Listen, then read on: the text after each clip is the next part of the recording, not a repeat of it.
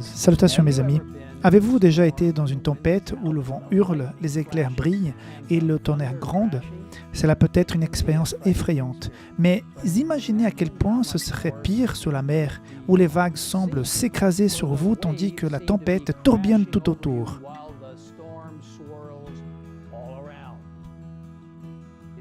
L'apôtre Paul s'est trouvé dans une telle situation.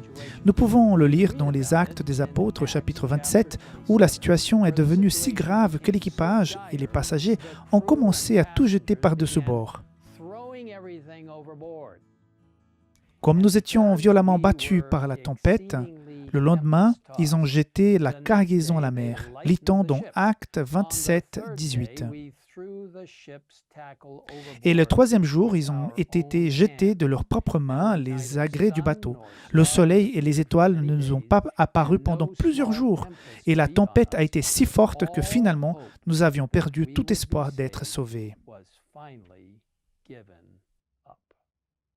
C'est une situation assez grave. Pourtant, il y avait quelqu'un à bord qui n'avait pas abandonné.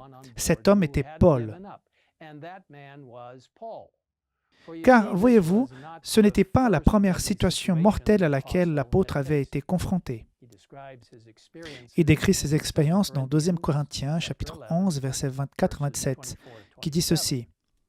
« 5 fois j'ai reçu des Juifs les 40 coups moins 1. 3 fois j'ai été fouetté. 1 fois j'ai été lapidé. 3 fois j'ai fait naufrage. J'ai passé 1 jour et 1 nuit dans la mer. Fréquemment, en voyage, j'étais en danger sur les fleuves, en danger de la part des brigands, en danger de la part de mes compatriotes, en danger de la part des non-juifs, en danger dans les villes, en danger dans les déserts, en danger sur la mer. J'étais exposé à de nombreuses privations de sommeil, à la faim et à la soif, à de nombreux jeûnes, au froid et au dénouement. » Cet homme de Dieu, Paul, avait traversé beaucoup d'épreuves. Combien et comment a-t-il pu continuer à avancer à travers toutes ces épreuves et tous ces découragements? Je crois que la réponse se trouve dans ce qu'il y a au milieu de cette terrible tempête sur la mer. Bien que Paul ait conseillé au capitaine du navire de ne pas continuer à naviguer, il a quand même prononcé des paroles d'encouragement pleines de foi. Écoutez attentivement ces paroles rapportées dans Actes 27, 21, 25. On n'avait pas mangé depuis longtemps. Alors Paul, debout au milieu d'eux, leur a dit, « Mes amis, il aurait fallu m'écouter et ne pas quitter la Crète, afin d'éviter ces dommages et ces pertes. Mais maintenant, je vous invite à prendre courage, car aucun de vous ne perdra sa vie. Seul le bateau sera perdu. En effet, un ange de Dieu auquel j'appartiens et que je sers m'est apparu cette nuit et m'a dit, « Paul, n'aie pas peur. Il faut que tu comparaisses devant l'empereur. Et voici que Dieu t'accorde la vie de tous ceux qui naviguent avec toi. C'est pourquoi, mes amis, prenez courage, j'ai confiance en Dieu, tout se passera comme cela m'a été dit. »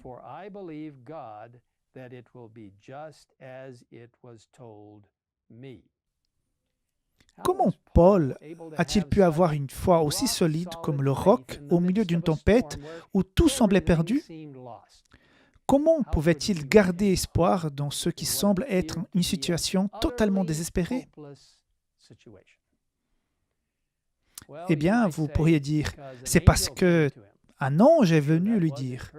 Je suis sûr que c'était encourageant. Et pourtant, je pense qu'il y a quelque chose de plus que la simple présence d'un ange.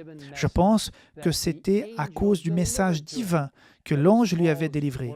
Remarquez encore les paroles de Paul. C'est pourquoi, mes amis, prenez courage. J'ai confiance en Dieu. Tout se passera comme cela m'a été dit. Et c'est exactement ce qui s'est passé. Bien que le navire ait fait naufrage, Paul et tous ceux qui étaient à bord ont été sauvés. Paul avait la paix et le courage parce qu'il avait une confiance pleine et entière dans la parole de Dieu, que tout se passerait comme Dieu l'avait dit. Mes chers amis, on nous dit très clairement qu'une tempête implacable dans sa fureur arrive. Sommes-nous prêts à l'affronter? L'esprit de prophétie continue en disant, « Nous n'avons pas besoin de dire « Les périls des derniers jours vont bientôt s'abattre sur nous ». Ils sont déjà là. Nous avons maintenant besoin de l'épée du Seigneur pour couper jusqu'à l'âme et la moelle les convoitises charnelles, les appétits et les passions. Les pensées doivent être centrées sur Dieu. Et quelle est cette épée du Seigneur? C'est la même épée décrite dans Éphésiens 6:17 qui dit « Prenez aussi le casque du salut et l'épée de l'Esprit qui est la parole de Dieu. » Mes amis, notre seul salut, notre seule sécurité dans les jours à venir est de prendre Dieu au mot tel qu'il est révélé par les Écritures inspirées de la Bible. La Bible a résisté à l'épreuve du temps au cours des siècles. Les prophéties données se sont jusqu'à présent accomplies à temps et nous pouvons être assurés que ce qui reste se déroulera également comme la Bible le révèle.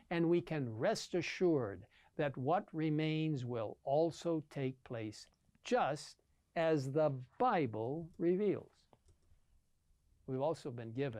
Comme indiqué dans Apocalypse 19:10, nous avons également reçu le merveilleux don du témoignage de Jésus, qui est l'esprit de prophétie. Il va nous aider et nous guider dans ces derniers jours de l'histoire de la terre. Alors que nous naviguons dans les jours à venir, nous ne devons pas nous inquiéter. Tant que nous avons Jésus comme le pôle Nord, la Bible comme boussole et l'esprit de prophétie pour éclairer la carte, nous pouvons être sûrs d'atteindre notre destination finale en toute sécurité, dans la joie et la paix. Marchons ensemble alors que nous avançons dans la mission, en proclamant le message des 3 anges par la puissance du Christ et l'incroyable nouvelle que Jésus revient très, très bientôt.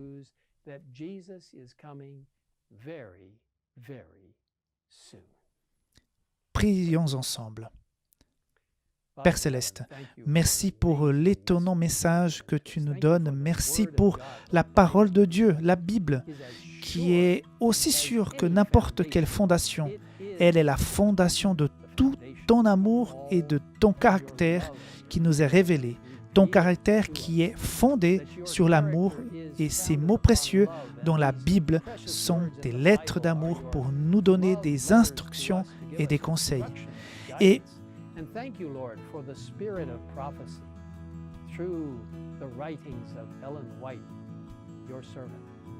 merci Seigneur pour l'esprit de prophétie à travers les écrits d'Ellen White, ta servante. Merci de nous donner l'esprit de prophétie qui éclaire le chemin vers Jésus et vers la parole de Dieu.